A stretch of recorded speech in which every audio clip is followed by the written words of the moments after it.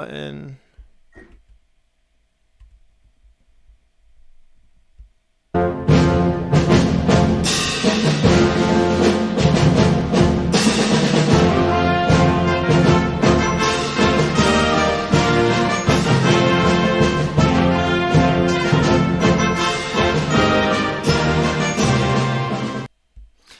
what's up, everybody? Welcome to the Squared Circle Action Figure Podcast, Uncensored. I think we're at 3 or 4. I have no idea. But we're super excited tonight to have a very special guest with us, none other than Ted from Wrestling for Sale. Ted, thanks so much for joining us this evening, man. Thank you for having me. Yeah, dude, I'm super psyched about this because, you know, I absolutely love all wrestling memorabilia, merch, t-shirts, figures. Obviously, that's what we do best here at the Squared Circle Action Figure Podcast. But we wanted to have you on because you are like the man. I mean, you were like the start of this, I think. I, for one, think, whether it be on Instagram, et cetera, the online marketplace, doing those awesome WrestleMania live shows and stuff. I mean, you just, I think, were the start, like the beginning of this whole t-shirt vintage wrestling, pro wrestling craze. And so thanks for coming on. And yeah, man, I want to get rolling here. Yeah, I really appreciate that introduction. It's been a fun run, starting this thing in the beginning of 2016 and just seeing where it's gotten to at this point. It's remarkable. And yeah, I'm excited to talk to you about some of the things that I've found and some of the things I do on a day-to-day basis. Yeah, totally. Because I was in the vintage shirt game a long while back and I sold everything. I mean, I had so many shirts. I went to pretty much every event in the New York tri-state area, whether it be ECW, WWE, WWF at the time. I was unfortunately not lucky enough to get to a WCW show, but regardless of that, I was at pretty much every Raw, every SmackDown at MSG. I was at the ECW arena. I've been to Asbury Park Convention Hall. I lived there for ECW pay-per-views and shows. And like every time I went to a show, I got something from the merch stand. I mean, it was just quintessential. I was a 13-year-old kid. My dad was buying me an ECW shirt. You know, I was 17 years old. I was buying myself a WWE shirt, a Stone Cold Steve Austin shirt or something. So, you know, it's like, it's just such a part of that nostalgia, you know, to go to an event, buy the merch. And I had such a large collection and I sold it all. And now I'm getting back into it. And I'm so lucky that there's such a great community of people, including yourself. Actually, like I said, one of the pioneers, 2016, that started this, that I can get some of this stuff back into my possession, you know?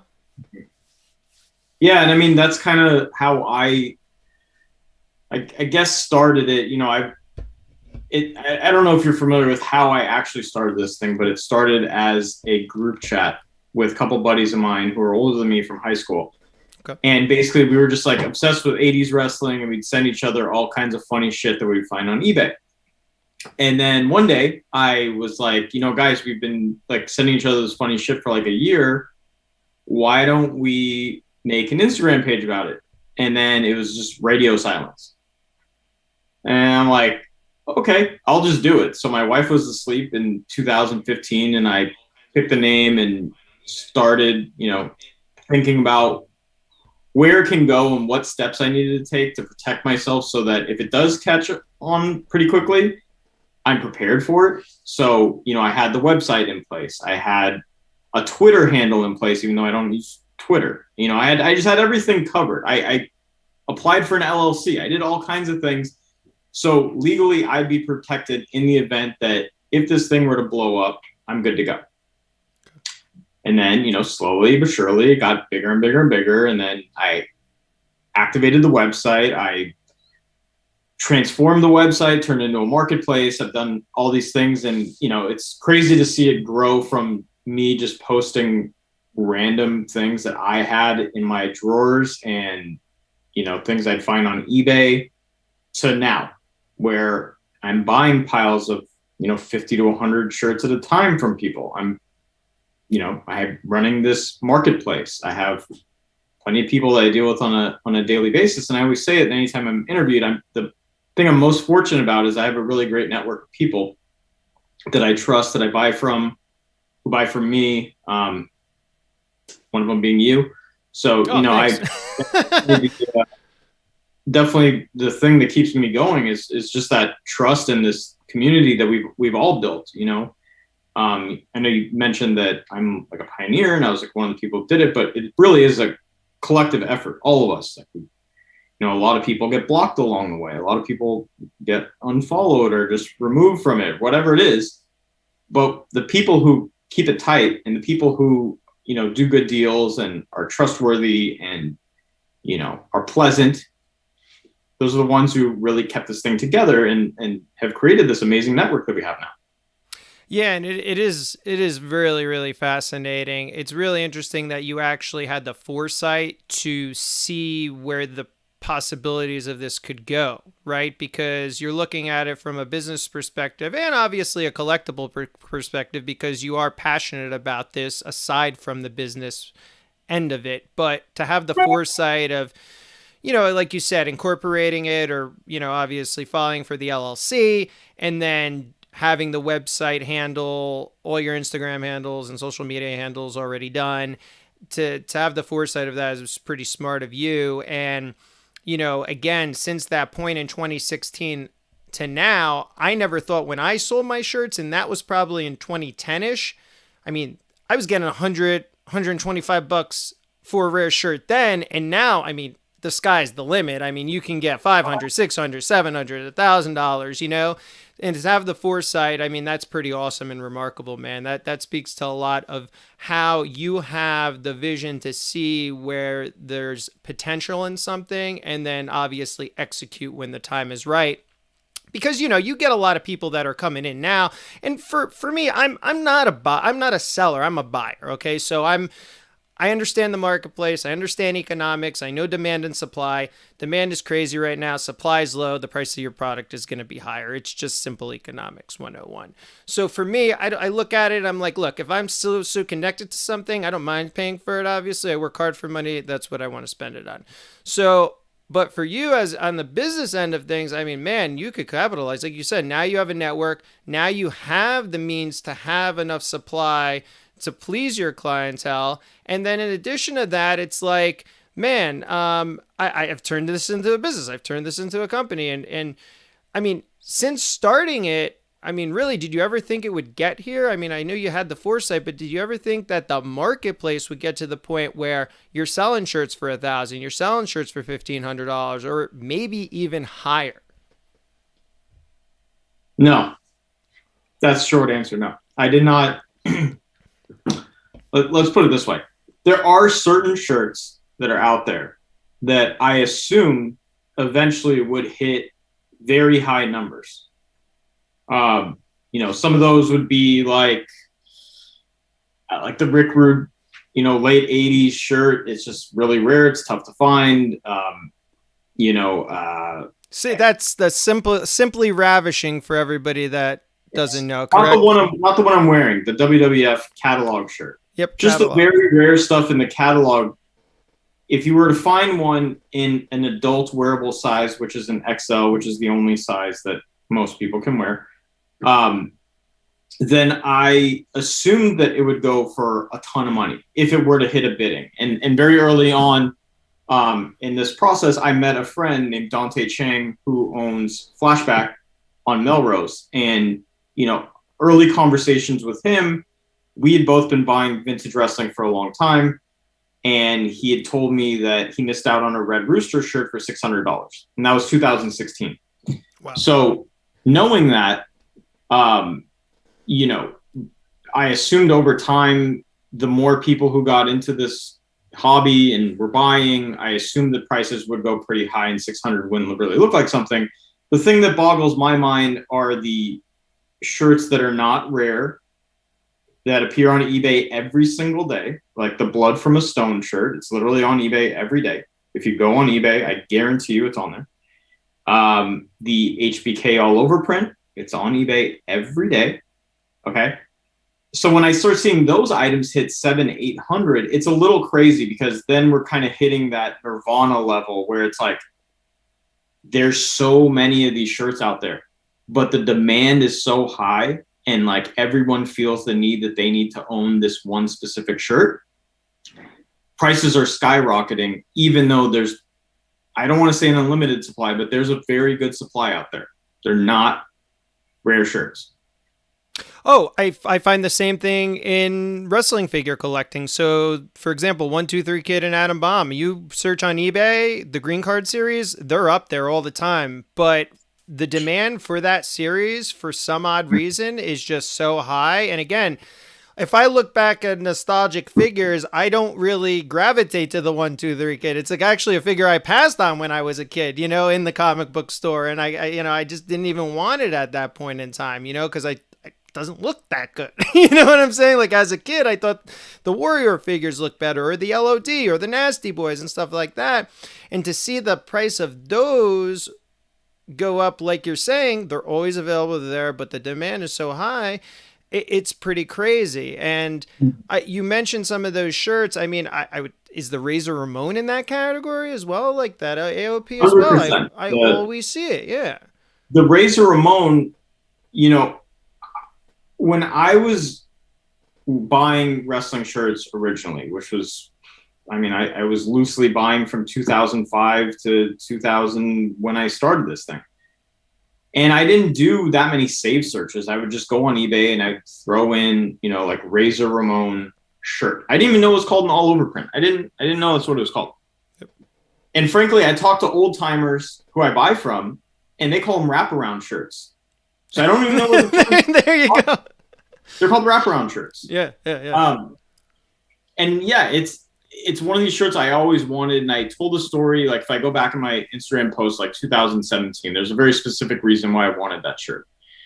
And I thought it was like really, really hard to find. And then, the more I went on eBay and the more I went on Etsy, Depop, built up my network, people offering me shirts every single day, I was starting to realize like, hey, this shirt is not that rare. Like, even if you look in the catalogs, like I have all the WWF catalogs from 85 to basically 1998.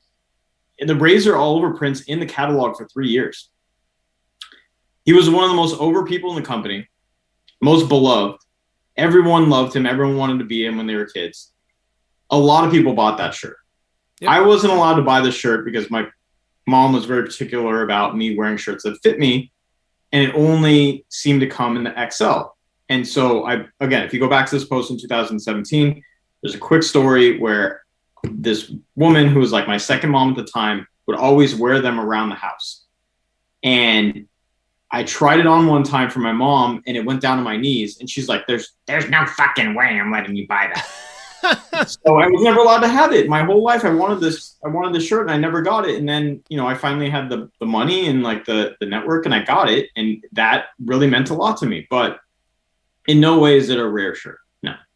Yeah, the reality is, and I don't know anything about production runs on shirts, and I know a little bit about wrestling figures, but I don't know hard numbers because obviously I'm not in the industry, right? I don't work for Jazzwares, I don't work for Mattel, et cetera, et cetera.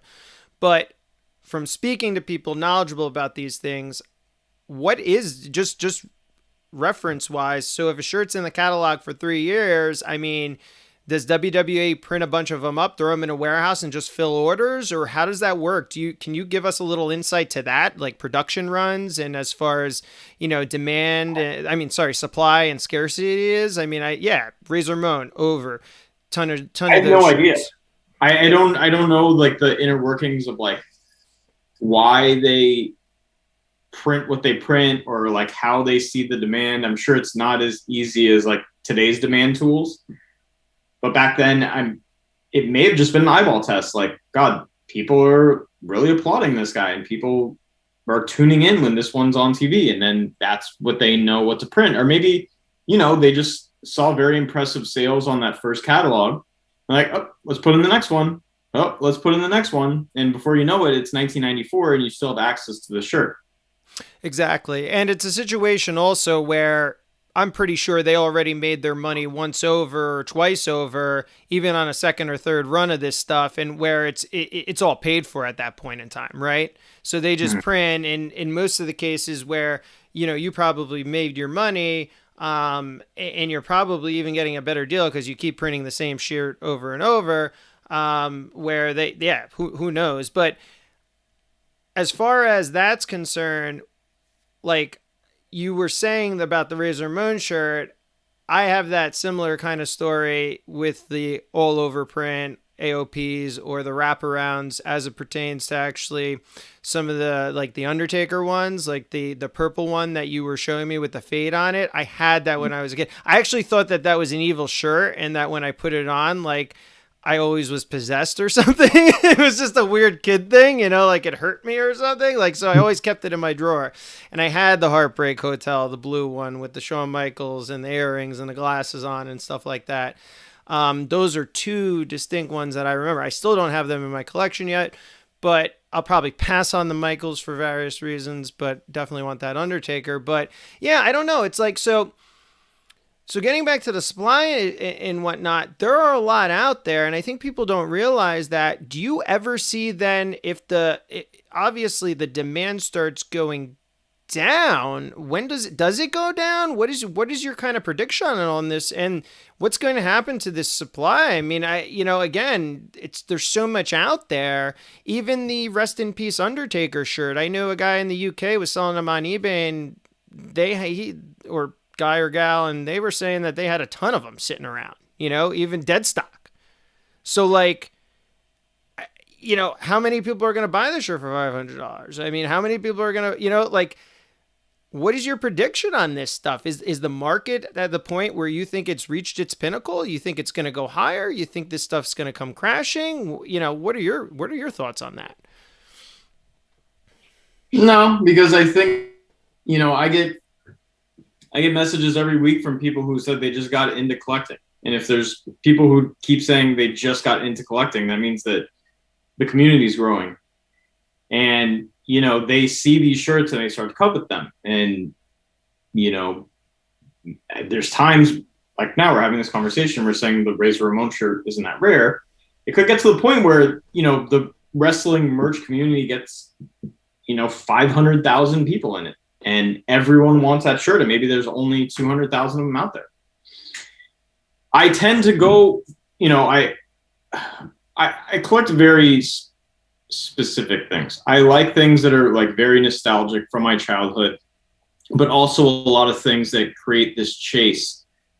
Characters that I love, like Rick Rude, Iron Sheik, King Kong Bundy, like they're the characters that I grew up just being in awe of. And, even though I was like a Hogan guy growing up, like just thinking back on it, those are the characters that I love. That's the reason why I watched the entire pay-per-view. I didn't just fast forward to the last 15 minutes to see him.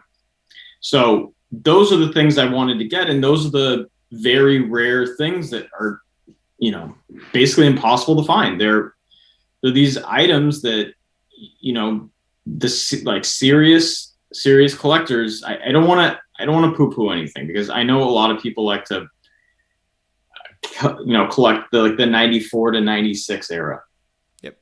But if you really get into like the down and dirty basics of wrestling, those 80s and early 90s catalog tees are what most people who grew up in that era looked at. They looked at those catalogs. They watched the television. They watched the VHSs. And those are the products that we saw. And those are the products that are ingrained in our mind and the ones that we want to get. So for me, a lot of those super rare 80s catalog shirts is like what I want. And I know that there's just not that many out there, especially the heels. And I actually pulled some of my favorites. You want me to go? Yeah, let's go through a couple. We'll do them in intervals, I think. Throw some up for obviously all our watchers out there. And thanks for joining us, obviously. Squared Circle Action Figure Podcast, Uncensored, here live on the YouTube channel. Again, follow us on Instagram at SQD Circle AFP. But Ted, what do you got for us? Let's see it. So This one, you see in the 88 catalog, and you got to think about the psychology of the whole thing. Like, who bought this thing originally? Is it a woman who's buying this? Is it a man who was sexually obsessed with this woman or just admired her ring performance? But this shirt, Yep, the Miss Elizabeth. Yep. easily in my top 5 shirts of all time, and most importantly, it's the 80s XL. So most of the ones you see are a small or a medium. I assume a lot of women bought them. I assume a lot of teenage boys bought them, but grown men who wear XLs buying this was, I guess, not a very common thing, because I've seen about 4 total XLs. Well, it's funny on all the like the Miss Elizabeth and the wraparounds. You even have in the catalogs, and I remember this distinctly. You had younger girls and women that displaying them, modeling them in the catalogs as nice shirts, right? I mean, basically, and yeah, that was the kind of key audience for that style at the time. Yeah, especially you're not necessarily buying an XL. And then to stay on topic, another one of my favorite 80s catalog tees is the King Kong Bundy. Oh. 1987. I don't know if you can see it, but the reason why I love this shirt so much is they spent enough money on the detail that the white for King Kong is there, and then there's a skin color right here, when they could have very easily just made it black and white. That's awesome. Look at the thumb, in the fingers. It's one of the coolest designs they ever did. And I covet the 80s heel stuff because they're so rare. Who's going to a merch stand and buying anything but Hogan, Jake the Snake, Macho Man, Ultimate Warrior? Yep. That's it. You draw the line there.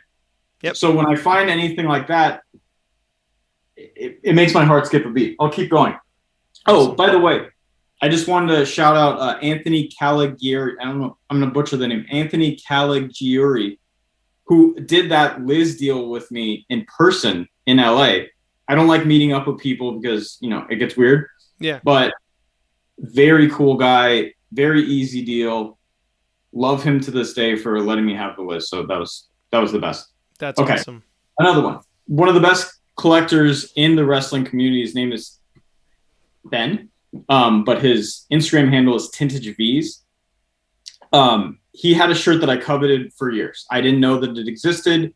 One of my favorite wrestlers of all time is the Iron Sheik. And I grew up in a part of Los Angeles that has a very large Persian community.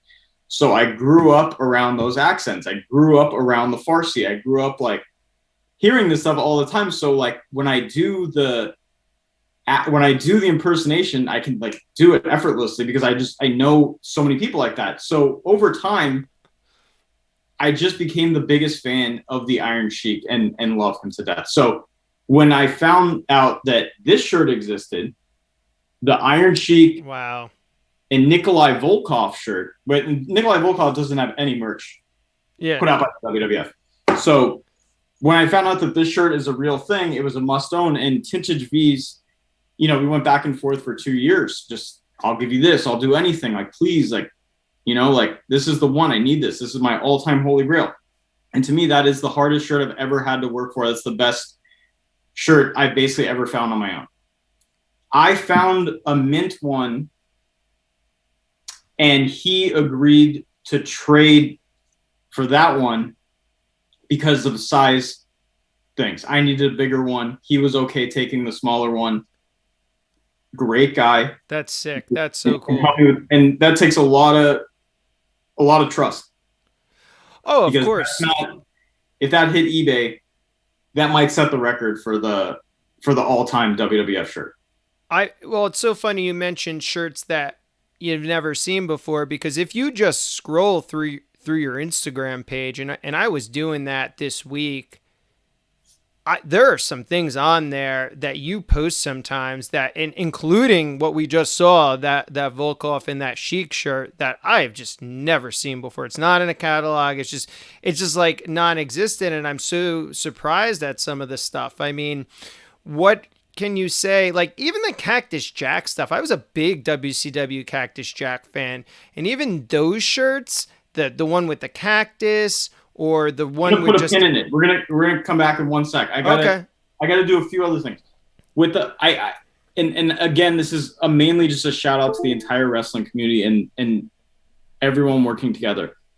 I made a grid of about 9 shirts that I was looking for, and one by one, these people would come forward and be like, "Hey, I have this. I blah blah blah." You know, another one that I was looking for that was in my final 5 shirts I ever needed was this shirt. Oh, I love that Boss Man. Yeah. Boss Man was so over in 1990. I don't know how it's so rare and so tough to find in like a large or XL. But out of nowhere, I'm going to butcher this one too, at W Mir W Riff. Great guy in Malaysia. Out of nowhere, this guy just messaged me. He's like, "Hey, there's this local site that has a Boss Man large. Do you want it?" And I'm like, yeah, sign me up. So the guy, you know, he like facilitated the buy. He sent it to me. He sent it to my other buddy in Thailand who sent it to me. And it was just like all these steps that he went through. And I'm forever indebted. I sent him a shirt because he's a big DX guy, but just finding that for me and helping me with that was just like the coolest, nicest thing that someone can do, you know? That is awesome. Now, as it pertains to Malaysia and the Philippines and stuff, I know there's a lot over there. Is there any reason for that? I see these people on Grail. I mean, is it just, did they get dead stock stuff? Did they get, what's the reason for it? Do you have any idea? I think a big part of it is when these things get distributed through like thrift networks and things like that and get sent out there, we probably have about 100 times the amount of pickers and vintage sellers, maybe more, maybe like 1,000 times more than what they have. Gotcha. And it all gets chopped up between all these people. Whereas there, you know, to my knowledge, maybe like 3 years ago, I only knew of like 6 people selling wrestling stuff in that part of the world. And so, you know, they would tell me they would just walk into a vintage store and they'd have like 15 wrestling shirts. And they're all like $20 or less. Wow. And it's like, wow, this is crazy. Because here it's like there's so many people trying to buy vintage and capitalize on the market and make the money. And over there, I think it's starting to catch up. From my knowledge, the people that I would buy from in 2017, 2018, who hooked me up with all kinds of crazy shit, they're having trouble finding stuff now. Yeah, it's really become a worldwide phenomena, especially over there, because again, you see them on Grail, you see these things posted. Now, obviously the community has gotten big also into raffling and doing the live auctions. You have really kind of not participated in that to my knowledge, and stuck with the store, stuck with the marketplace. Now, the marketplace, for everybody that doesn't know, is wrestlingforsale.com, and you can actually also be a seller on the marketplace. You can post shirts that you want to sell, merch, figures, etc., and you can buy. So that's great. It's a nice little online platform for everybody to do their transactions. And now, is there any particular reason, though, you've really stuck your guns with the marketplace and not gotten into the lives and the raffles and all this stuff? I mean, is there anything, or? I think it's a few reasons. One, I don't. The biggest reason that really turned me off was I was starting to hear stories about friends and wives and other people they know on Instagram running up bids on auctions. And really the only thing that has separated me from the like 1,000 other wrestling sellers that have come since I started my page is my credibility. I don't want to get lumped into that. I never want anyone to think that I'm even close to doing anything like that. Okay. And I'm sure there's plenty of people who are doing it the right way, and they are, very honest and making good money and this and that. I can't be lumped in with it. Gotcha. It's just something I can't do.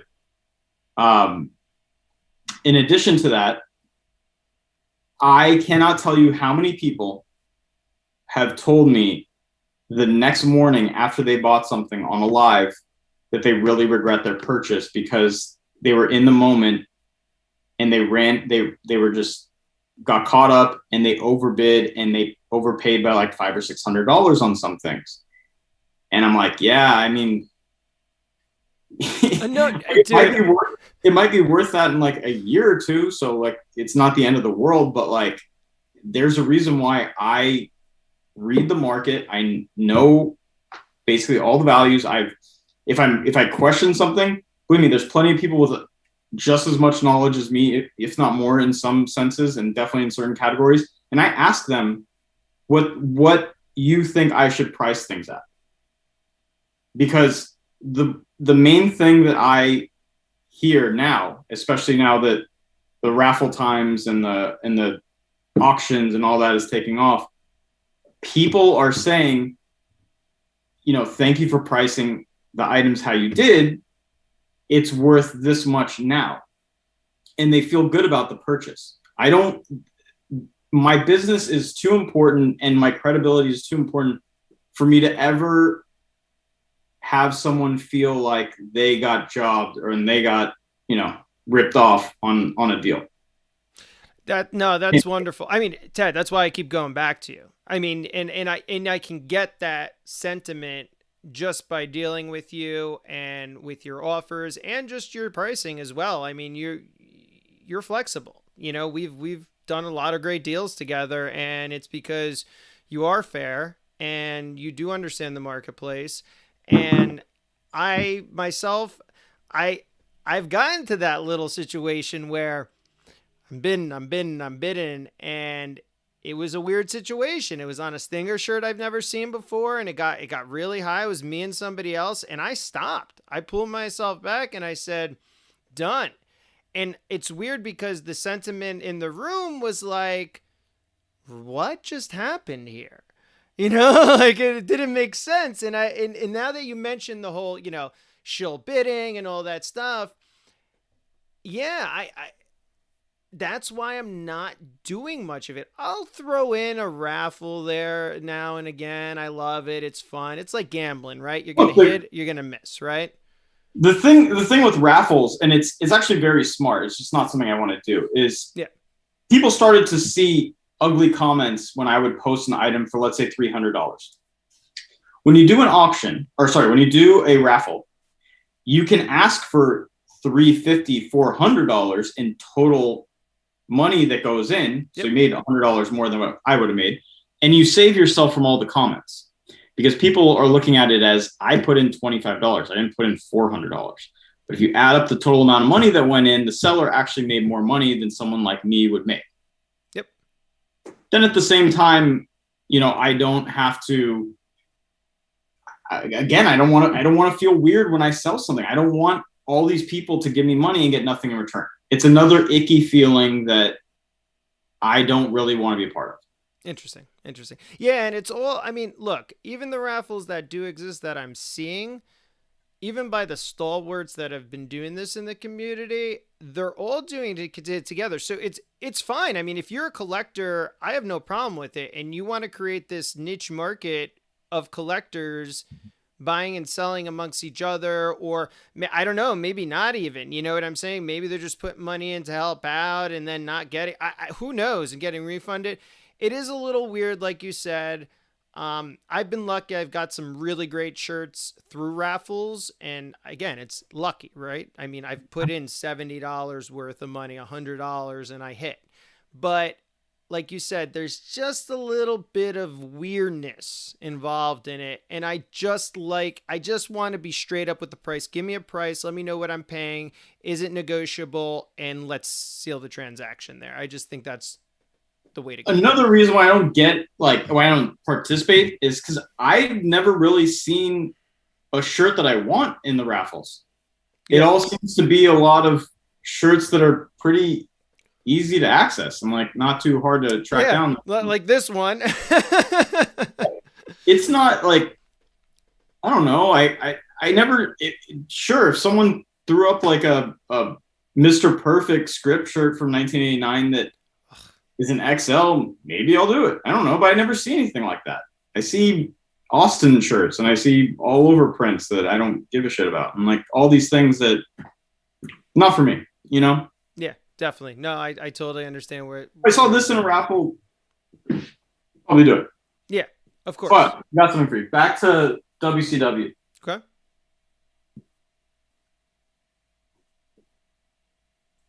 Were you talking about this one? That was the one, yes. That was the second one I was going to talk about because that is a gem, man. And I've never seen it. And I've seen the one with just the cactus on it. More than this one. This is my favorite all-time WCW shirt. That my brothers in this vintage wrestling tees. Sorry, there's a lot of them. Vintage wrestling tees, and I made a trade for that. It's by far my favorite WCW shirt. It's the best colors. Every year I learn to love Mick Foley even more than the next. Yep. And you know, it's just one of these things that is, again, impossible to find. You're not going to see it in a raffle. You're not going to see it in a live auction. This is something where it gets so deep and you really just have to talk to other collectors, and that's really the only way you're going to find it. It'll pop up on eBay maybe once every 10 years. Yeah, I mean, you know, you go back to, I've had a Cactus Jack search up for a long time, and you see the regular most wanted. You know what happens? It gets flooded with the Travis Scott shit. And that's what also it did. Yes. So now it's McDonald's Travis Scott garbage. And I'm just like, I got the Cactus Jack shirt finally. And it's weird. I have my Attitude and my pay-per-view shirts in another area. And then I have like my, I have my new stuff and then my real vintage stuff. It's all organized. But anyway, I finally got one that was dead stock in like an extra large or whatever, or large. I think it was in large from Great Britain of all places or something for nothing. It was like $70, you know, like, but yeah, you have to flood through all that. And I've never seen that Cactus Jack, and I've never seen the one with the cactus on it. And going back to what we were saying, Mr. Perfect and Ravishing Rick Rude, I put 3 searches up and I just gave up. I put 3 searches up: Simply Ravishing, Ravishing Rick Rude, Rude, WWF Rude, and I've never seen it in the 5 years of collecting online. I mean, and I'll give you one other. I didn't find this on eBay. Okay, this guy on Instagram actually tried to scum me for this and kept like raising the price and like trying to rob me trying to get this, but he didn't know that some dude was already emailing me saying that he had one for me. He just needed to find it in storage. Anyways, that's the only way you're gonna find this thing is from another collector. I suggest doing a search that says pink lips. All right. I will. I'll do it. Because I don't think that the person who has this shirt in storage necessarily knows it's a Rick Rude shirt. No. It doesn't say Rick Rude. No. So I would throw in pink lips. I think that's going to be your best bet. So really quick story from my end. Big Bret Hart fan over here. And so this is one I've been trying to get for a long time, and this is the catalog tee. I think this is the 90. Can you see mine? What'd you say? Can you see mine in the video or no? Oh, no, I didn't even see it. So this is one of my favorites. What is this? This is a 90. Yeah, I was right. I'm drawing mine. There you go. Oh, my God. Yours has got more color pop. Mine has a lot of stains on the bottom. This is one of my favorite shirts. You know what it is? It's so weird. I can't really wear this color, but I always sell it for some reason. Oh, I'll wear this. I don't know why I sell it like maybe once a year, and I regret it every time. Oh, don't sell it. It's a beautiful. This time I just said there's no way I'm keeping it. Keep it. It's a wonderful shirt, and pink's great, man. Get some of those like what is it? nude shoes. Like, get some Common Projects and you can rock that thing, man. Got those. um, but with the Bret Hart shirt, so this is an example. I had did an eBay listing or Save Search for Bret Hart. This came up. I got this for $50. Sick. You know, and again, it's about, and from the same seller, he was telling me, he's like, oh, I'm going through, my dad passed away, going through his garage, just finding stuff. I got a Lex Luger from like 89, 90, same thing for $20. You know, he just popped up, and I was like, look, whatever you want, I'll take it. You know what you got here? He's like, yeah, but I don't care. And he just sold them, you know? So you can get lucky on eBay, guys. So if you do want to find wrestling shirts, put your safe searches up there, just like with wrestling figures. But you got to be a hawk. You got to check it nonstop. I'm checking nonstop, you know? Yep. I'm going to stay on WCW. Okay. My dear friend, New Zone Collector, who was I'll tell you what, he was a very bad boy for a long time. Okay. He was in my doghouse, and he was pulling the I keep shit too much on me for a long time. And he knew if this one thing landed in Thailand, I would need it. And he just, huge face turn. Teddy, I have the shirt. And so he traded me this. Oh my God. I'd say one of the rarest WCW shirts. It was put out for very limited time, like right after he beat Vader. Wow. Huge Ron Simmons fan growing up.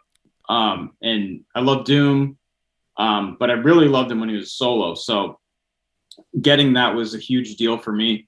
Another. Can you lift that up one more time, Ted? Just I know you don't want to give too much away. What kind of a tag does that got on it?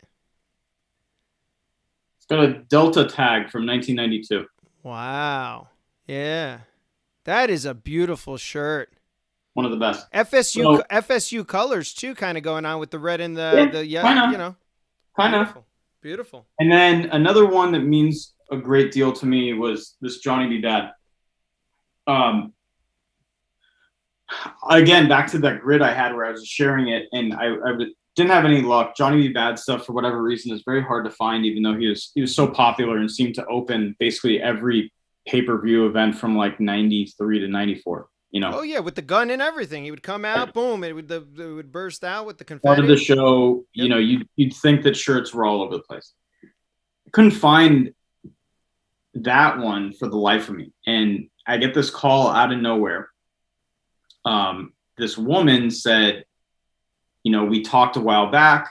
I'm Mark Mero's neighbor. I told you that I would call you if he ever found a shirt. I'd been asking Mark literally every year, dude, did you find anything? Dude, did you find anything? Nope. So then he moves to Atlanta, and he came across a box, and basically I had to buy a bunch of shit, but in that box was that shirt. And that's awesome. Really all that matters. And, you know, it took me forever to find, and just knowing that it came from him, it makes it that much more important to me because this was owned by him, worn by him, and, you know, and it fits me so I can wear it. So what do you think about the new A&E show? What is it? WWE's Most Wanted Treasures, I think it's called, on A&E. Have you watched any of the episodes yet? I've watched it. I actually would rather not talk about it because I presented a similar idea to WWE and kind of got burned. Okay. Well, I could see how that could happen. It's WWE. Yeah. I can't say much. I'm not allowed to say much about it, but okay. It's a good show. You know, it's really cool. You know, I'm not the biggest ring worn guy, but there are certain things that I would really, really want. I know someone with a Randy Savage IC title from 86. Wow. 87. That's, you know, the holy grail for me. So that's something I would want. I would want like a Macho King robe. I would want, you know, Flair's boots, Flair's robe. There's certain things I want. I don't necessarily need a Kane mask. I don't need Undertaker full outfit. I don't need any of that. there's very specific things that I would want, just like my shirt collection, I would want as a ring-worn item. Yep. And it's cool to see this stuff. I mean, look, any wrestling television is good television to me. So I think it's very cool, and I love the biographies too. I think they've done a great job so far. They did. I think I didn't like the Macho Man biography. I mean, watching it. Haven't seen that yet. Yeah, I didn't like it. I watching it back, it was a little more understanding, but they really didn't do a good job there. And I was surprised. Lanny Poffo didn't. I'm surprised he just allowed this all to go. I'm just, it was so odd seeing the Genius up there on there, and and just some of the things that were discussed and they were talking about. I'm surprised that he even let air. But speaking of Macho Man, my favorite shirt of all time. I don't know if you know this. The all-time greatest shirt. Nothing will ever top the Macho King 1990 catalog. Oh my God. I should have bought that from you when you had it for sale for like $600. I should have just fucking did it. Nothing. There's people who offered $2,500 for this shirt. Oh my God. Shirts there is. To me, this is the holy grail. I think it's peak Macho Man. It's 1990. I have so many fond memories of watching those VHSs with him in the Royal Rumble, just like super tan, and he's got the rainbow thing going. There it is. Yeah. But this is the modern one. I mean, look, if there's nothing wrong with having the modern one as a placeholder. No, not at all. But of course you have to, like you said, you gotta, the goal is to get the one. The real deal, of course, yeah. Of course. And on that, just quickly on that subject, here's another one from that. I think it's the same catalog, maybe like one season before. This is the Red Rooster I was talking about. Poultry in Motion. So this was the first shirt I ever selling over $600, and that was in 2016. Man. So, it's crazy where the market's gone. I can only imagine what that would go for now, but what happened to all those Terry Taylor fans when they released that Mattel Target exclusive of the Red Rooster? I mean, that thing sat on the site forever. It's crazy. Another buddy of mine, Chubby Boys Vintage. Hang on. Okay. He's a great guy. He's not overseas, is he? Chubby Boys Vintage. There it is. Okay. From Thailand. He's another great guy. DM me Saturday morning, hungover. He's like, yo, you want to buy this shirt? And he sends me a mid-'80s, Mid-South Terry Taylor shirt. Oh, wow. XL. And I'm like, of course. What are we doing here? Like, let's speed up the process. So, I'm very fortunate again to have people like that in my life who hook me up. And I haven't posted it because I don't have it yet, but it's remarkable. You are obviously a big fan, and that's another thing. I absolutely love that the passion is there, your fandom is there, you're knowledgeable about wrestling history, you know what's going on. Like you said, a lot of people come into the marketplace now, they're either younger, they don't even know anything about historical wrestling at all. Even the Attitude Era at sometimes people don't even know about. And it's just so disheartening to see that, and it's so difficult for me. Not that I don't want to support them, because you want to support younger people, but you also want to support younger people that are getting into a business that are knowledgeable about it. There's a guy, Santiago Sports, that does some vintage stuff over here in New Jersey. The kid is like 22, 23 years old, but he knows historical wrestling like the back of his hand. I mean, it's crazy, right? And he watched it with his dad, and he watched the videos and everything like that. And that's the kind of guy I can get behind. What do you think about a lot of these people coming in that are a little younger? Maybe they don't have the fandom, they don't have the passion, they're trying to capitalize on the marketplace. I mean, is it good? Is it bad? I mean, what are your thoughts on that? I mean, when it comes down to it, it's capitalism, and it has its good things and it has its bad things. Like, if people come in and just blindly throw out a number and they don't really have knowledge of the market, it's, I don't know, kind of icky because they don't really know what they're selling, but at the same time, it's another item that's out there that someone wanted. Yeah. Like, I have 3 shirts left that I need. I don't care if some 17-year-old kid found it in his dad's closet and he's selling it for like $1,000. I'll buy it. Yeah. No, of course. Right. Yeah, of course. Yeah. It is what it is. But, are these people going to have giant followings? No. I think at this point, I kind of separated myself from most of the pack, if not all the pack, because I have a lot of knowledge. I've been doing this a long time. I think I'm pretty fair, very trustworthy. And I think some of the younger people that do it don't really have those qualities. And it's unfortunate, but that's just the world we live in. That's anything. Exactly. Yeah. Like me being an old man. Of course. Well, we like to be curmudgeons about certain things, especially like me. I mean, I absolutely love, obviously the figures, and I see a lot of people coming in and they don't know, or, they have their certain opinions on it, and they're entitled to it. Like you said, I mean, this is a free speech country, and, look, sometimes I got to step back and look and just let them have their place and just be that as it may. I mean, look at the Flair figure that just sold for nearly $10,000. I mean, I spoke with the guy that bought it, 1 in 20 Ric Flair exclusive from the Jakks Classic Superstar line. I mean, it sold for $9,100 on eBay, and the guy is now selling it with his others for $150,000. And I kind of was like, why are you doing that? Like, I thought you were like collecting. I don't know anything about toys. Yeah, it was a pretty crazy transaction that just recently happened, and the guy was pretty blunt. He was just like, "Look, I got them all," and he doesn't have them all either. And I didn't want to say that to him. I was just like, "Oh, okay," and like that's up to you. You could do what you want. You want to spend 10 grand on a figure and then sell it with your others for 150? Good for you. It sounds like you're short selling to me, but like.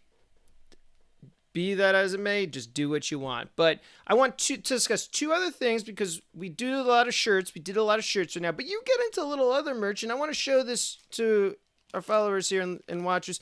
You get into some merch stuff like this. This was so fun, and when it popped up, it was an immediate need for me. Like, I had to have a Stinger Scorpion car toy.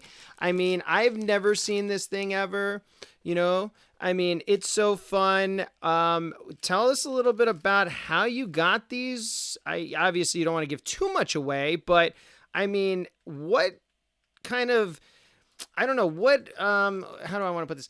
What makes you gravitate towards something like that and say, oh, people will buy the shit out of this? Like, because you had like, what, 20 of them or 30 of them, or probably a box full. Yeah.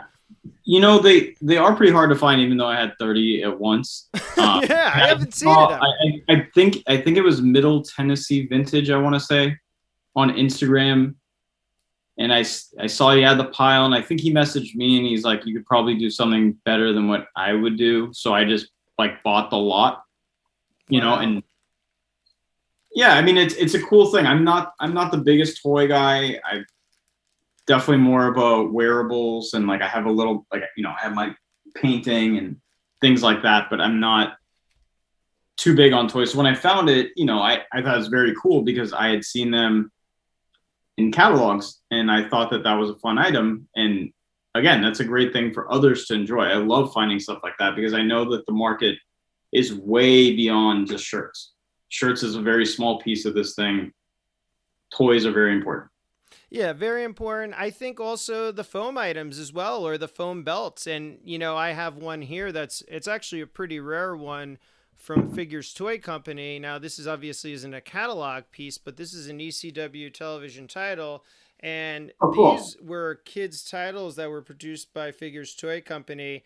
And, you sometimes have some of this stuff like the LOD pads I've seen on your site, and some titles here and there. But, would you get into more of like this catalog kind of kids focused merch, or is it just, if you see it, I'll buy it to kind of mix things up and leave it at that? Would I sell it or would I collect it? Well, would you sell it more of this? That's yeah. Would you kind of sell more of this ever, or you're Yeah, I kind mean of anything that'll make money, I'm happy to sell it. gotcha? Okay.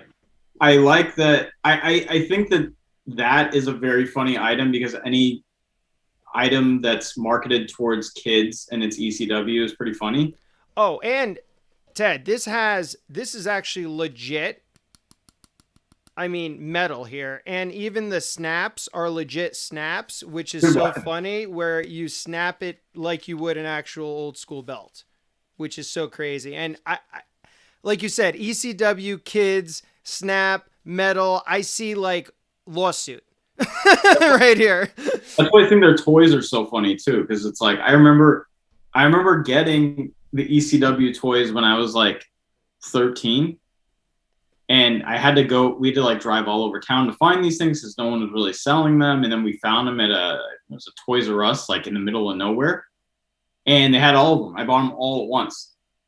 But like that's like a funny thing because I wasn't into toys at the time. I just wanted anything ECW. Yep. Because like what kid is like if your kid's watching it, like shame on the parents. I'll say it now as a 37-year-old. If your kid, you're 12 years old or younger and watching that shit, holy moly, what did you turn into? It's right here. I'm insane. You're a violent, dangerous human being. Probably abuse all kinds of substances. No, I don't. No, I just have my kombuchas. I'm kidding, but it is a very funny thing when you have like an X-rated product that's marketed towards kids. No, I agree with you. I feel the same. And who the hell knows? It was a different era, I guess. And like you said, it's funny. Your parents didn't want you to wear clothes that didn't fit properly. And I was 13 cursing at New Jack coming by me while he was diving off a balcony and living dangerously in Asbury Park Conventional. You're lucky you got to see that. I lived in, I grew up in LA and we didn't really have ECW out here. It was, you watch the pay-per-views and that's really it. I never saw a show. I wish I got to, but at the same time, I was so young when ECW was out that I don't know how I would do there.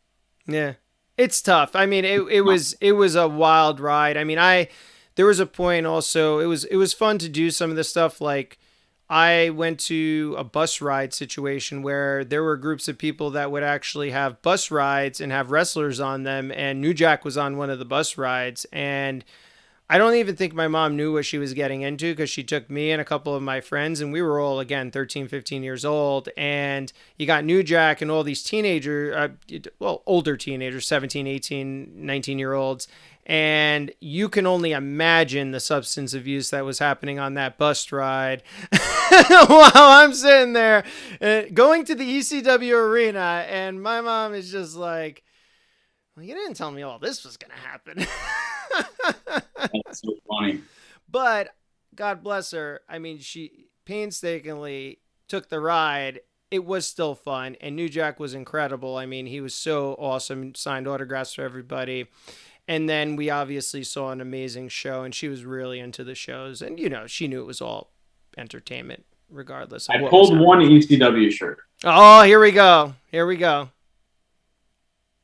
And I'll tell you, I'll make the prediction now. This is forever going to be the most expensive ECW shirt. This will be the one that when things hit $10,000, this will be the first. This is the most important ECW shirt. I know he wasn't there. I know he's not a staple of the company. So, I'm not trying to say that he's the most important member of the ECW team. But this is the most important wrestler of the 90s. And the fact that he had a little stop there and the fact that this shirt was even made and there's so few of them out there, most important shirt, ECW will wrap. I think you're 100% correct with that assessment. That is an amazing shirt. I have seen it come up in passing a lot, but even on the Instagram, it's an insta sell. It doesn't stay up for 2 seconds, and the offer's there and made and sold and bought and done. And that is a beautiful shirt. And yeah, you're right. It's the genesis, right, of Stone Cold Steve Austin. He doesn't go over to ECW and create that persona. He doesn't go to the WWE and then do what he does. So that is a really great shirt. Absolutely love it. And he had some great matches there too with Whipwreck and a lot of guys. So yeah, love that shirt. I don't have that. I don't have that Austin shirt. I have a lot of the logo. I have a lot of the common stuff. You've seen it pop up a lot. I know 3 people who own it. Yeah, I've seen it on the Instagram like twice in the past 5 or 6 years. That's not a lot, but at least twice it came up for sale. Did you have it for sale once? I thought you did, but maybe not. Maybe not. I've never had one for sale. I actually missed out on it. I got a phone call and I was in the final 30 seconds of bidding. And I had to take the phone call and I was so fucking pissed. This was like 2016, early 2017, something like that. And I was about to throw out $300 and I saw it sold for $50. I was so fucking pissed. Oh, wow. And I ended up buying it from the person who won it for like 3 something, probably 3 or 4 years ago. And that's nothing because that hit eBay, all hell will break loose. So what were you thinking about? Now, a lot of people in the community get really involved talking about Stone Cold Steve Austin because obviously you just had the biography. You have him on Broken Skull Sessions now and all this stuff.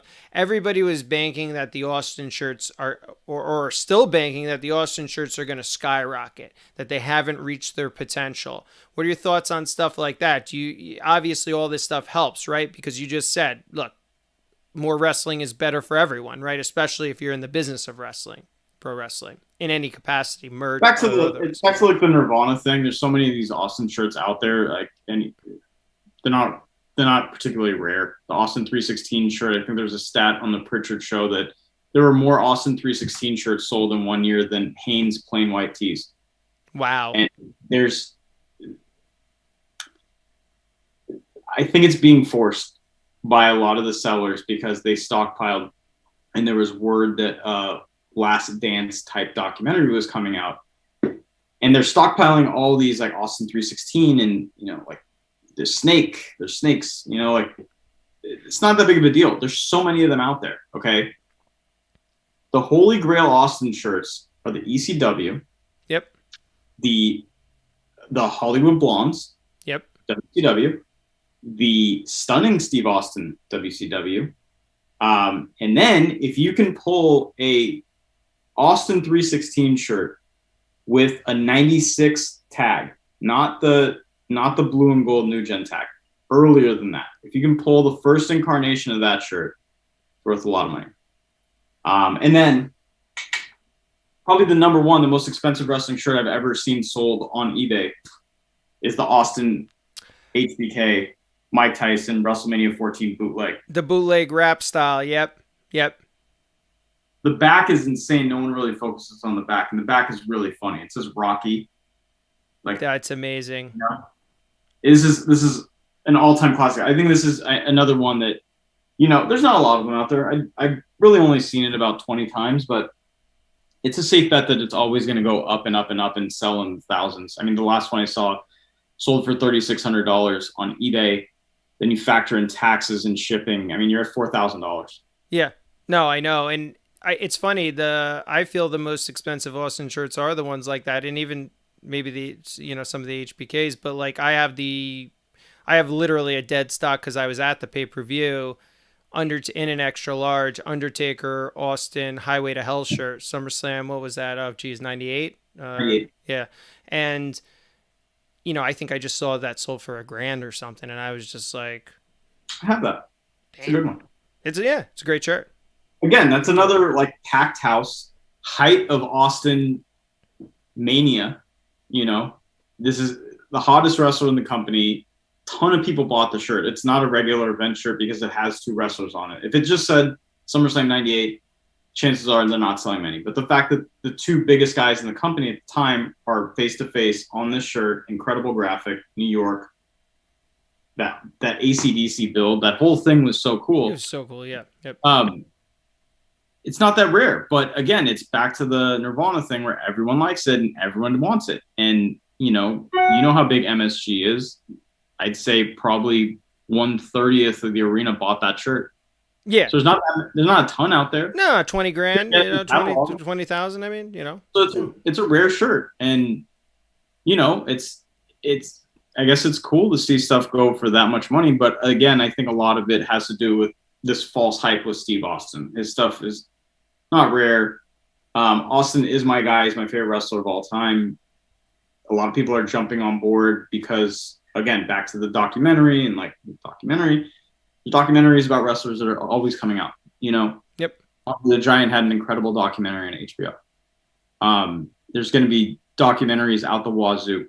I pray to God that Ric Flair lives forever, but when that guy passes, what do you think's going to happen? Oh, yeah. It's just everything's going to skyrocket, yeah. And it's just like what's hot. It's a natural progression. People were so big on like the mid 90s and the trash era of WWF that I despise. And it kind of gradually got to this attitude era, and it's going to get to Cena, and it's going to get to Batista, and it's going to keep going till we hit CM Punk. It's going to keep going and going and going. And right now we're with Steve Austin. And over time, I think people are going to start to see that this stuff is not very rare. Yep. I agree with you with that sentiment. The last thing I wanted to discuss before we wrap it up and we have some fun, I did want to discuss new shirts being created. So I am actually guilty. The name is not going to be mentioned, but a lot of people are producing shirts, right? They don't have the rights to produce it. They don't have the licensing to produce it, but they're doing really great artwork. And some of them are AOP, some of them are rap style shirts and whatnot. I got a few in the collection just because I absolutely love what they're doing. They're putting it on high quality shirts as well. It's got the feel of an old school shirt. What are your thoughts on something like that?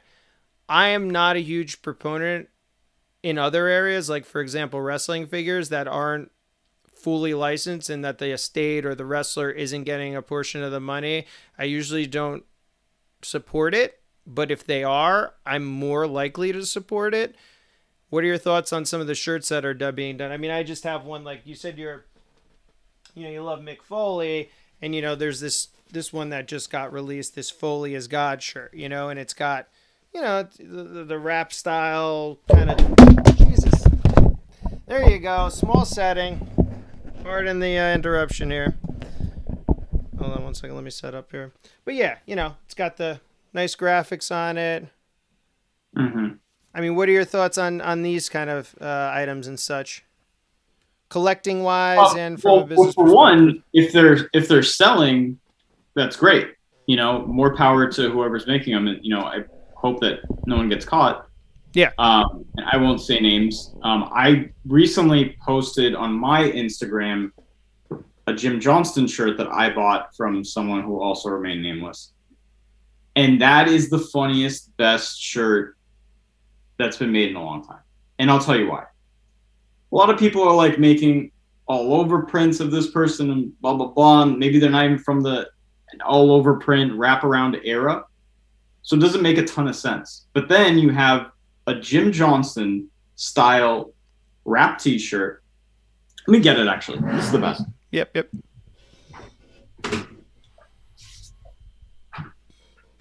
And I saw this. You can check out Wrestling for Sale on his Instagram page, and he posted a couple of this stuff. Oh, this is great. Yeah. Is the best. So the reason why I love it is, one, because Jim Johnston didn't have any merch. Okay, so getting this is like your only shot at getting his stuff. And it makes a ton of sense because a rap tee for him, logically, because like a lot of the prime music that we love of Jim Johnston is 97, 98, 99, which is really like the rap tee bootleg shirt era. Yep. So it makes sense. If you were to do like a Kane wraparound all over, to me it doesn't make a lot of sense because it's not his era. They didn't do that. Yep. If he was Isaac Yankem, sure. Okay. That makes sense. That's 95. Yeah, That's Sid, yeah, all those. That makes sense. Like that. It needs to make a lot of sense historically for me to like really like it. And I don't necessarily buy a ton of these. Like there's a ton of people making such great stuff. Like I love Off the Rope. I love, I shouldn't say their names. I love a lot of people, You know who you are. Well, yeah, But you have your pop-ups, and you had a couple of these people there, yeah, like Lapel, yeah, and all that stuff, and they've yeah. grown, and they've got even big, to a certain extent, or they actually they stopped, and then but they were getting to a point where they were pretty big. I mean, you know. Yeah, and I look. I want everyone to make money. I don't like a lot of the shirts that have a trademark and a year on it. And one reason is because I get flooded with these messages, these like teenagers or like little kids, and they're like, "Hey, do you want to buy this shirt from '94? I found it at a thrift store." I'm like, "No, you didn't. I follow all these accounts, so I know what not to buy." Yep. Okay, so now that that's happening and there's fake trademarks and all that, I don't love that. And I guess it is what it is. Like, again, I hope everyone makes money. I hope everyone is doing like stuff and they have a creative outlet and they can get these products out there. And I know that a lot of people can't afford $400, $500, $600,000 shirts. And it's a great option for them to buy like a $50 shirt. That's Well, company that's but it's easy to digest compared to 600, and fans should be able to wear what they want to wear, so it's a great option. Yeah, and conversely, so someone with a license that is really up in the game and doing some of these old and familiar prints that you can get in a variety of menswear, women's wear, and whatever is, and I know that you love this company, and I want to get your thoughts on it. Conversely, my brothers. The chalk line people, I mean, when you're putting out product that's this hot right now, I mean, this stuff, this jacket, this sequin jacket is amazing. So I'm not going to get into too long of a story because I could probably have an entire podcast episode just talking about my relationship with Chalkline. Okay. Chalkline was one of the first reputable companies that really got behind me, and we work hand in hand on a lot of things. I don't know if you're familiar, but like I created the Bobby Heenan jacket. Oh, wow. I did not know that. Yeah. I work hand in hand with them. When they put out the Dude Love jacket, I took the high res photos of my tie-dye shirt to get that jacket made. That's awesome. We've been working on things forever. The thing that made me hit the peak in terms of events is when I did Complex Con. If you're not familiar with Complex Con, it's the biggest, I guess you could call it like streetwear, collectibles, fashion kind of geared towards, I'd say 15 to 45-year-old males and, some women, but for the most part, that's what it is. Mm-hmm. And my dear friend Neil runs Complex Con, and he gave me like a sweetheart offer to do this thing, and I'm like, I still can't pull this off. This is impossible. This is like I'm going up against Adidas and Nike and all these companies. And so I reached out to Chalkline, and Chalkline was able to like get it together because they have their shit together like way better than I do. That's a insane company. And we did the pop-up together, and WWE has a license with them and gets behind them, so like they helped us get Scott Hall and Kevin Nash. So I went from being this guy who's doing pop-ups in bars with like 6 or 7 of my friends who sell shirts to now I'm like neck and neck with the big boys, and we have Scott Hall and Kevin Nash out here, and that's all because of my relationship with Chalkline. It has nothing to do with me being good at anything. It's Chalkline. So for that, I owe them a ton because Chalkline's a big reason why I went from like this to this. Yeah, I agree. I think, well, I don't agree because obviously that's your experience and you obviously have a great relationship with them, given your past experience with them. I remember that event now that you're speaking about it because they released a couple of Razor and Outsider stuff, and it was exclusive, and it was, it produced, I guess, in limited numbers or limited quantities. I think, though, regardless of your relationship, I just think they're just doing great stuff. I mean, I got my Simply Ravishing shorts on right now, right? I mean, yeah. A lot of it is so, like, historically correct, I guess I could say. I don't know. Well, they have the ability to pull on that, though, with the license, right? So that's what's great about it. And I'm always pretty confident in a licensed product being worth more down the line than an unlicensed product. So, you know, we're seeing a lot of the chalk line jackets like flood the market right now. They put out a lot of product. People buy a lot of things. And there'll probably be a period where, you know, something that came out in 2017 really isn't in demand. 20 years from now, all the kids are seeing their dads wear these chalk line jackets, or their moms, or, you know, I don't want to be sexist or something, but they're basically going to have nostalgia towards that item. And the fact that it's a WWE licensed item, I think they're going to be worth a lot of money, especially the current wrestlers. I think stuff like Sasha Banks, chalk line jackets, and Roman Reigns, and all the people of today, I think that stuff's going to be worth a lot of money, because that'll be the cool vintage stuff to own. Yeah, and that's what I was going to ask you next. You kind of jumped ahead. You know, where does it hold its value? And all in all, as we end this, you talk about the chalk line, the current stuff. We all know that current is going to be demand, because people that are now younger, that love pro wrestling, are going to have money later, and they're going to do the same thing we did. They're going to want the things from their childhood, and they're going to buy, and they're going to have the money to do so. So what's your recommendation on this thing? Obviously, you know, I always look at it, I'm a collector first. I look at investment second. I try to align both of them at times. But from a investment perspective, is it really just get on these things? You know, we talked really quickly too. You talked about like the licensed products versus the non-licensed products. Yeah, I wanted to touch on that real quick. You have that one wrap tee you said that goes for, thousands and thousands of dollars, but all the other unlicensed stuff, I mean, are the bootlegs really that much more expensive? No, not that much in the UK and stuff, right? I mean, from what I see, at least in the marketplace, they're not garnering as high as $1 as a licensed product will in most scenarios. It depends on the item. It depends on it, yeah. Bootleg wrap tees, not wrap tee like how people refer to that WrestleMania 14 as a wrap tee. Actual wrap shirts with wrappers on them. The bootlegs go for considerably more than the licensed product. Okay. But I'm talking about just wrestling. Yeah, I'm just speaking about wrestling in particular though. Like even bootleg wrestling shirts. Yeah, I think that there's just going to be, there's going to be demand for both. Yeah. I don't know. I mean, I think all the stuff, all the creative things that people are making, they very well could be very expensive later on.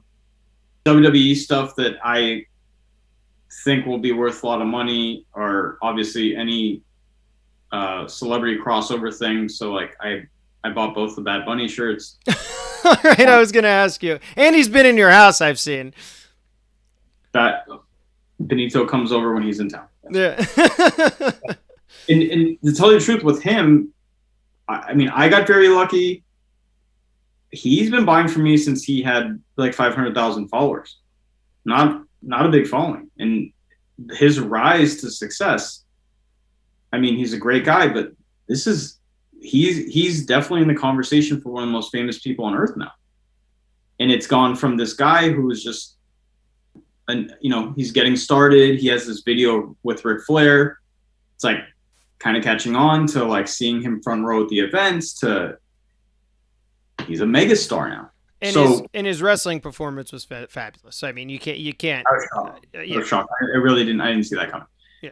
But anyways, having a crossover celebrity like that on a shirt always tends to, add value. And, whether it's Mike Tyson or Cyndi Lauper or any celebrity that I have on any of my wrestling shirts, those shirts are very, very, very valuable. I like Bray Wyatt. He's a crossover character in a sense that he is horror and he's wrestling. There's always going to be horror fans. There's always going to be wrestling fans. That's a safe bet. And then any like rarer things, I mean, it's a shame what happened to Velveteen Dream, and what happened. I don't know all the details, and I don't know what's going to happen. Hopefully it can all get cleared up. I don't know, but like that stuff's going to be kind of rare now. And I think he'll have fans. I don't know if I'm necessarily looking to buy any more Velveteen Dream stuff, but like the fact that it's just like cut off, you know, it tends to be like this rare thing, or if something gets discontinued. Well, yeah, Cara Dune from Star Wars, she, there was a Mandalorian character, Gina Carano, got cut from Disney because of the things she said about politics, whatever, racist stuff. And we don't get that. We don't get into that here because this is an entertainment podcast. But yeah, her figures, a $20 figure that was shelf warming on the pegs, was gone instantly. Now they're anywhere from $60 to $100, and you can't find them anywhere, and everybody stockpiled them. So yes, yeah, that's an example. Anytime something like that happens, it's going to be worth money. And then the unfortunate circumstance when someone dies, like. It's a shame what happened to Luke Harper. I haven't tried to buy a Luke Harper shirt, but I assume that, because of the death, his stuff shot up. I never tried to buy one, so I don't know, but I assume, those are obviously going to go up. And that's unfortunate. And then, things like CM Punk, it's the relationship's just so bad with WWE, and I don't see them ever recognizing him or putting him on another shirt or anything like that. So, considering he's one of the top 20, top 25 stars of all time, and there being a finite amount of shirts out there, it puts it in the same category as like an 80s catalog shirt because they're just not going to make them anymore. Yep. No, that's great advice for collectors and for people that maybe want to be more investment focused in their collecting as well, and that's great advice for everybody there. I mean, I'm with you. Thoughts on like, people like AJ Styles, Daniel Bryan, you mentioned Roman Reigns, what do you think about some of the AEW stars? What do you think about like a guy like Kenny Omega or the Bucks or something like that? I mean, they have pro wrestling tees. It's a print to order kind of situation. What do you think about that business model and what? I know it's a young product, so everything's uncertain right now. I think all that stuff could be worth a lot of money one day. I think that stuff's going to be worth more than WWE stuff because there's less of it out there. Yeah. And it really all depends on what's in demand in like 15, 20 years with that generation of kids. Like if they want those shirts and they saw dad wear them or whatever it is, like that's what's going to be in demand. And I know for a fact like that AEW has a big following. It has like a cult following, or you could call it just like a very niche following. And they always talk about the demographic. They know what their target audience is and they're going after it. WWE is no longer they don't have a target audience. They're trying to please everyone. They have the deli menu. They don't have the In-N-Out menu. And this thing is... I was just going to talk about what's your favorite burger. round robin. We'll get to the burger in a second because I'm very passionate about the burgers. I do think the AEW stuff is going to be worth money. I think that anything that's like limited is going to be worth a lot of money, especially if that talent becomes big. Someone like, I don't know, Powerhouse Hobbs or something.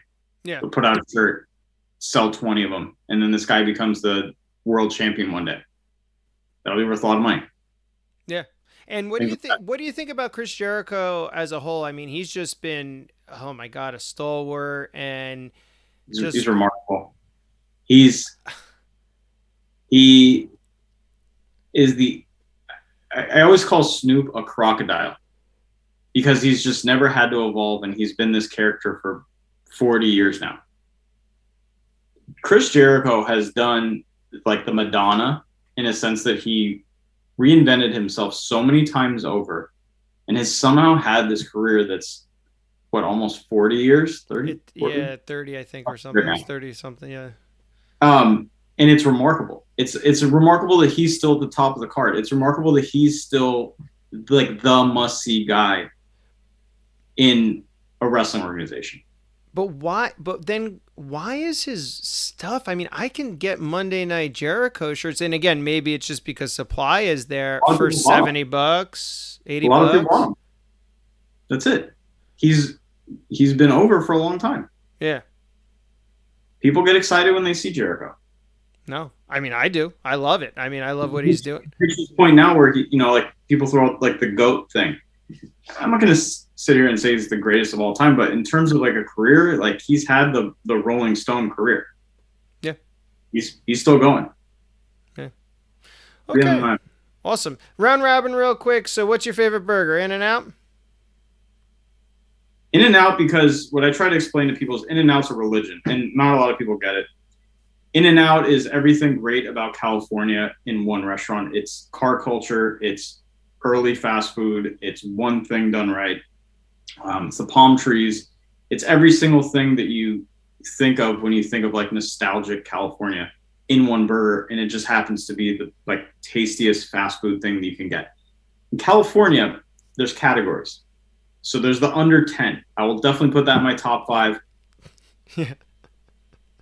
Of under 10, 1,000%. Then you can start getting into like the gourmets. We have a place called Petit Trois, and it's the John and Vinny guys, and they have like a French style burger, and it has a bordelaise sauce on it. It has, an incredible aioli and melty cheese all over, and you have to eat it with a fork and knife most of the time because it's so messy. You have like those things that are incredible. Hillstone, national chain. Houston's, Cherry Creek Grill, whatever you have in your local neighborhood, you have a Hillstone, and they're the best. They have an incredible burger. So, I have favorite burgers, different sizes and prices and this and that. But when it comes down to it, In-N-Out is the one. If I'm dying, the last thing I'm eating is Isn't it? I'm like that with the Shake Shack, but I'm an East Coast guy, I'm a Shake Shack guy, but that's awesome. Let everybody know the one T that's missing that you never got and you need. And I have 3. I need the Nation of Domination shirt from 1997. My dickhead friend Peter Rosenberg has it. I sent it to him. He bought it. He's a scumbag.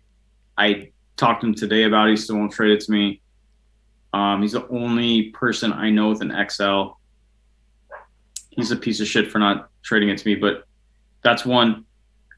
2 is the York Foundation shirt from the 1990 WCW catalog. It's very, very hard to find. I know one person who has it in Japan.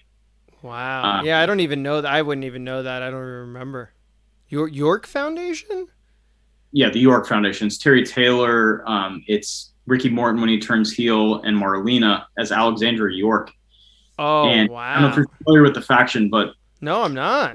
She would come down to the ring and she would do stats. And it's really funny because, when now I remember. Yes. People try to guess what the next decade is going to be about. Like I love guesses in terms of like in a Back to the Future sense. And so they're calling Terry Taylor the computerized man of the 1990s. Yep. And so that's that faction. It's so funny. It's like the best theme music. It's everything. And it's the best looking shirt. It's like very neon and beautiful. Anyways, I need that shirt. The last one is the Giant Machine shirt. Oh, wow. The Giant and the Japanese mask. It's from the 1986 catalog. I have a few scumbag friends who have it. And, I take care of them. I sell them shit all the time. I don't ask for trades. I just sell it straight up. And they don't help me out. Come on, help them out, guys. They're not going to even watch this, especially Rosenberg. If Rosenberg watches this, I'm going to really, I mean, geez, I may end it right here. Vintage wrestling tees who, hooked me up. Well, here's another one I didn't get to. We'll get to it real quick. Before he was in the York Foundation. Oh my God. I remember that. So that's a good one. But, he's taken care of me so many times. We've done so many amazing trades, but for whatever reason, he won't trade me this thing. And that's one of my final 3. And those are really the only 3 I want. I don't need anything else. I have everything. That's amazing. That is awesome. And the funniest thing, you've reminded me of the York Foundation as we're talking about, because Marlena had the glasses on. Yep. And the pad, and usually had like those petite kind of skirt suits on in gray. And I remember the whole thing now. Now that it's coming back to me. And I don't know. I mean, I think we're probably, I got to give you one more. I mean, geez, I can't let you off the hook now like this. What is another question? What do you name one current superstar that you would completely just buy everything because you think the return is just going to be so high that you can't miss out on it? If you had to be one current superstar or wrestler in any promotion in this age, the modern era, what would you do? I think that the Parker Boudreaux stuff is going to be worth a lot of money. Who's Parker Boudreaux? I don't even know. He's the guy who's the next Brock Lesnar. So he's in AEW, or no, sorry, he's in NXT training. Okay. And if you follow this guy, you'll see like he's known as like the next Brock Lesnar. He's like jacked, is like this, but he already understands branding and like he already understands how to present himself and like all these things. He's as big as a house. You know, he's like Brock Lesnar size. Okay. And it's the reason why I say it is because he's coming at a time when collectors are going to have Brock Lesnar nostalgia, and they're going to see this kid, and they're going to be like, "Wow, this is Brock Lesnar 2.0." And people are going to clamor for him. And for that reason, I think it's a safe bet that his stuff will be in demand for a very long time. Okay. All right, Ted. Well, I tried to DM him trying to buy his shirt already that isn't released through NXT, and he hasn't responded to me. So hopefully he responds. Well, it's just like acquiring ring worn. You know, you just got to keep at it, and eventually you'll get it. But all right, man. Well, thanks so much for coming on. Obviously, hey, let our viewers know where you can, find you. Obviously, many places. Yeah, just at wrestling4 sale on Instagram. I'm on Twitter, but I don't use that shit. I have TikTok. I don't use that shit either. And then I have my marketplace, wrestling4 sale.com. You can sign up and sell yourself. And if you nudge me on Instagram, I've been pretty bad about it, but if you nudge me, I will post the items to make sure that all the eyes see it that I have in my social media. So it's a good way for you to get the product out there and maybe not, deal with scumbags that are on eBay. It is a great way. And obviously, thank you again, Ted, for coming on so much. For all of our followers, go follow Ted, obviously, on Instagram and Twitter. And don't forget to subscribe to this YouTube channel, Squared Circle Action Figure Podcast YouTube channel. We'll be back for another episode of Uncensored. Hit the like button, too. Don't forget to subscribe, like, and don't forget to follow us on Instagram and Twitter at SQDCircleAFP. I don't do Twitter either, Ted. I can't get into that beast. My buddy Joe Static, he's on there, and he gets fired up. But don't forget, again, follow us at SQDCircleAFP. Oh, he's throwing out. He's going to throw out some heat now. This is going to be, I'm telling you right now, this is going to be one of the most sought after shirts of all time because it actually tells the tale of Triple H before it happens. So if you can ever get this shirt, I promise it's going to be one of the most coveted shirts of all time. I love that shirt. That's a great Triple H shirt. And yeah, with him being in the presence like he is, I mean, he's going to run NXT and he's going to run everything one day. I mean, yep. Well, thank you again so much, my friend. Check us again later at the next YouTube live stream, guys. Have a good one. And bye-bye.